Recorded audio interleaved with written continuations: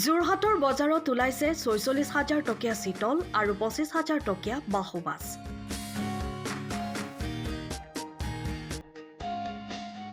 প্ৰকাণ্ড বিভিন্ন মাছেৰে উভৈনদী হৈ পৰিছে যোৰহাটৰ মাছৰ বজাৰ।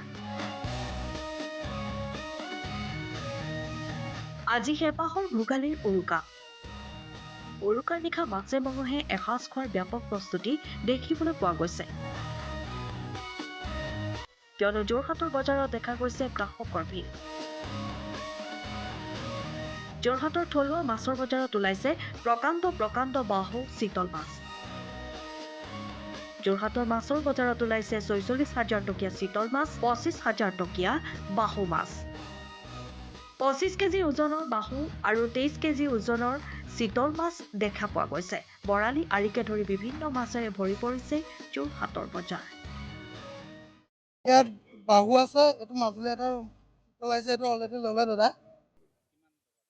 এইটো আপোনাৰ ১৬,০০০ পৰিলে, ১৬,০০০ টকা লৈছে। তলুৱা গোটেই মাজুলী অফলামুখ ঘাটৰ পৰা আহিছে, বাহু আহিছে, ৰৌ আহিছে, আৰি আহিছে, চিতল আহিছে, খৰিয়া আহিছে আৰু লোকেল ৰৌ আহিছে। গোটেইকেইটা ব্ৰহ্মপুত্ৰ মাছে পাব। এইটো ব্ৰহ্মপুত্ৰ মাছ।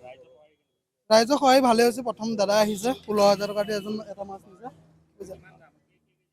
এইটো আপোনাৰ ১৬ কেজি আছে।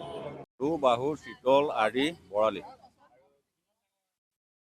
চবতকৈ ডাঙৰ মাছটো আছে বাহু, ২৫ কেজি ৱেইটৰ। চিতলটো আছে ২৩ কেজি। চিতলটো মিলাই মিলি বিকিব লাগিব আৰু কাষ্টমাৰ হেৰি। বাহুটো ১২০০ টকা, প্ৰতি কেজি ১২০০ টকা। গ্ৰাহক বাৰু এতিয়ালৈকে হোৱা নাই বাৰু।